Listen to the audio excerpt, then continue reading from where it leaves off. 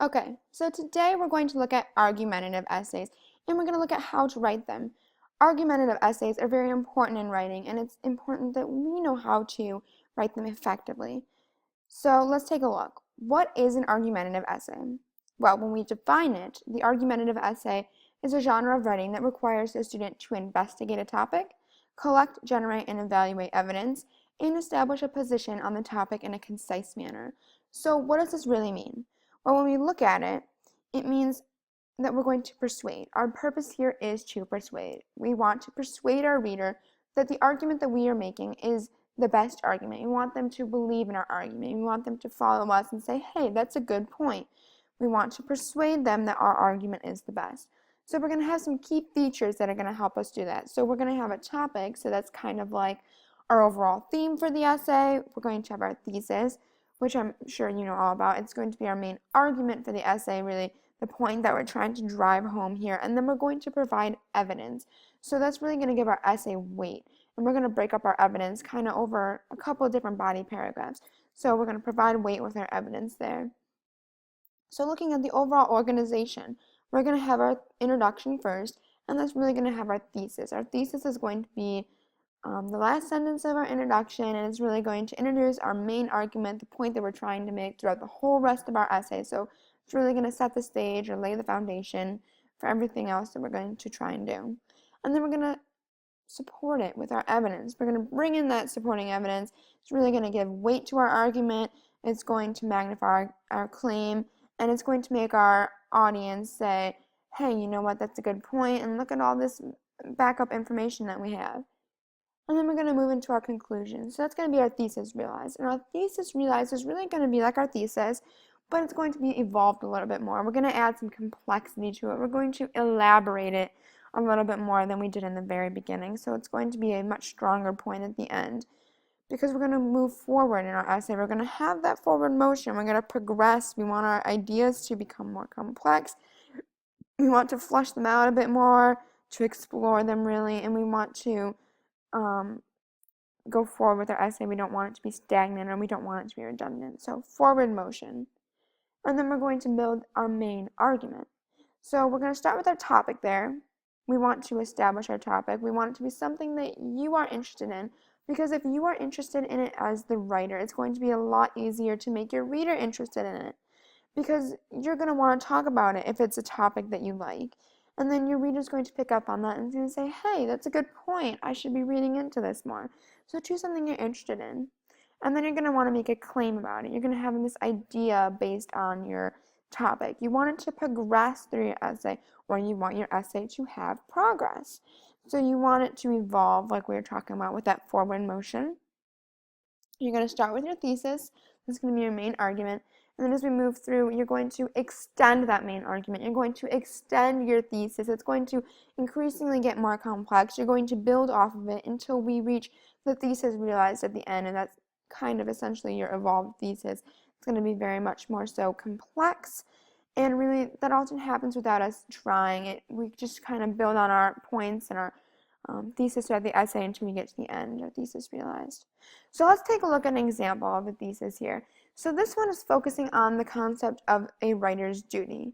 Now what you might notice at first is that this is two sentences as opposed to what we traditionally think of as a thesis being one sentence. And usually we will use one sentence theses, and they will come at the end of our introduction. But here it's okay. It's appropriate for two sentence theses sometimes. So let's read this real fast. The writer's duty aims to create new worlds that explore paradoxes in order to reveal a truth. Paradoxes allow for the possibility of unplanned discovery, and truth often hides in these shadows. Now, what makes this a good thesis is that it is arguable. We are writing an argumentative essay, so we want our thesis to be arguable, and in this case it is, because there's so many different takes that you can have on a writer's duty, and this is just one of many that you could have, so it makes it arguable in that sense. So that's what's really important about this thesis. And then before we even start writing, we need to have considerations for our audience. Who is your audience? Now, I want to give the example of you're going to talk much differently to your grandmother than you would your best friend. You're not going to talk in the same style or you're not going to talk about the same things because it's a different audience. And you realize that without even having to think consciously about that. You have a different audience. You want to keep that audience in mind as you write. They're going to come to your essay and you're going to read it with different backgrounds, different knowledge. They're not going to have the same opinions, ideas that you do, and sometimes you're going to need to include explanation where maybe you don't need it, but your audience might. You need to keep that in mind when you're writing. So you can consider potential audiences when you go to write your essay. You're going to write to parents versus students. There is a discrepancy there. They're going to want different things. They're going to want to address different things. Or maybe doctors or young school children, because they're not going to be on the same level of understanding, and you need to think about that and consider when you write. You want to write to your audience's level of understanding. And then when we get into writing our essay, we're going to start with our introduction. We're going to have an attention grabber, and this is sometimes referred to as the hook of your essay. You want to pique the interest of your reader. You want them to say, wow, that's so interesting, I want to read more. And that's really what the purpose of your attention grabber is. And then you're going to introduce your general topic. You don't want to just throw it in there and expect your reader to follow. No, you want to introduce your topic so they have some idea of what's going on, what to expect. And then you're going to get into your thesis. That's the last part of your introduction. It's going to be your main argument. That's the point that you're trying to make. It's what you're trying to persuade your readers about. So really that's going to be the foundation for everything else. You need a solid thesis for a solid essay.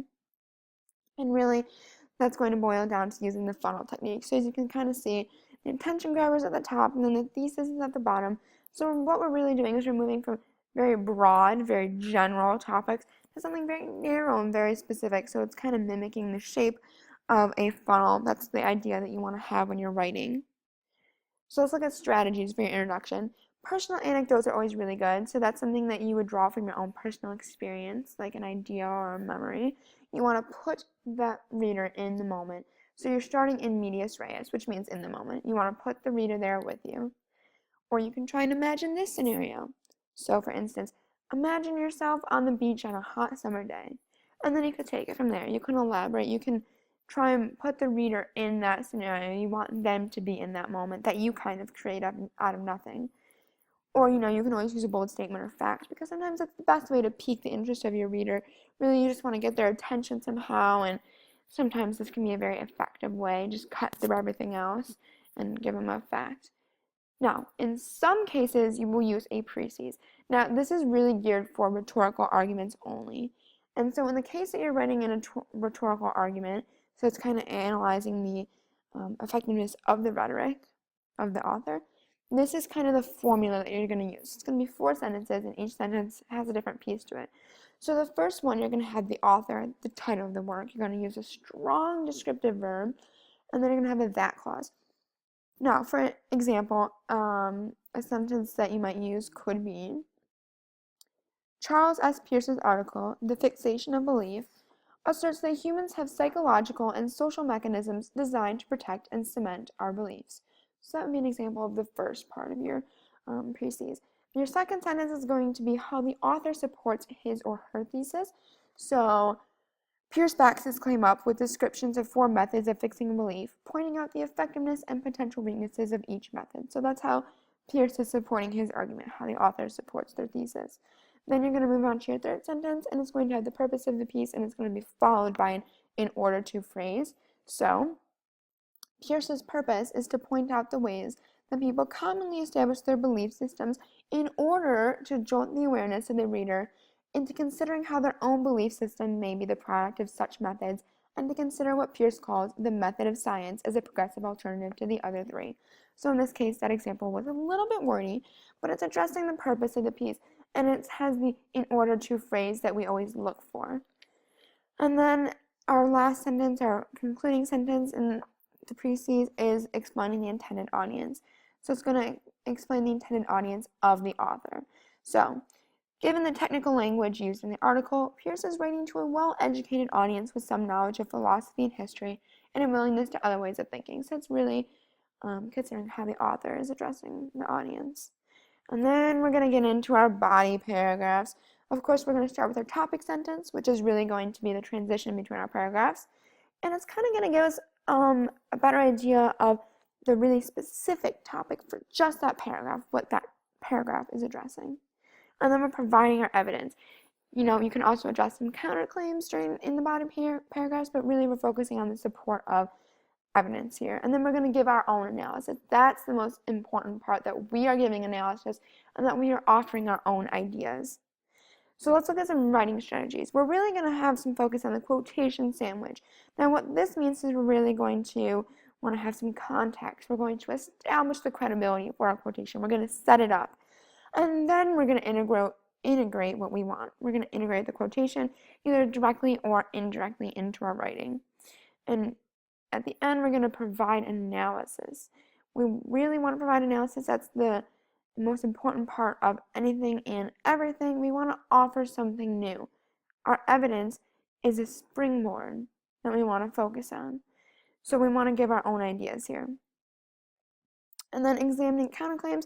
What's really important about this is that sometimes, not always, you do not always examine a counterclaim. You do it when it's most effective, and you need to be the judge of that. If it's not effective, don't include it. And you can't just toss it aside. So if you do include a counterclaim, you can't just say, this is a counterclaim, but it doesn't really matter. No, it's a counterclaim for a reason. At that point, you need to acknowledge its validity, say that there is a purpose, but then you need to refute it. That's important, that you refute your counterclaim. And then we're going to move on to your conclusion, where, of course, you're going to give a small recap, but you don't want it to be a summary because you just got done reading your essay. You don't need to summarize the whole entire thing again. And then you're going to have your thesis realized. So that's, again, going back to your thesis, but it's more complex, it's more developed, it's more elaborate. And then we're getting into our closing statement. We want to leave our readers with something to go off of. We want to prompt deeper thought. So we want to kind of provide a springboard for someone else with our own ideas. So we want to conclude with a thought that's going to ask our readers to think more deeply. So as we move to strategies, we want strong language, action verbs, argue, demonstrates, asserts, realized, those types of verbs that are really going to add to our essay. And they're going to show, not tell. We want to use verbs, not adjectives, to really show what we mean. And we want to consider our tone. How are our readers taking us in with our tone and our voice or style, those sorts of things that are really going to play into the reader's perception of our writing. And then we are going to be using MLA for our format. So our font needs to be Times New Roman, size 12. Our header will include your name, the teacher name, so my name in this case, the course name, and the date. We're going to have 1-inch margins all around, and our essay will be double spaced.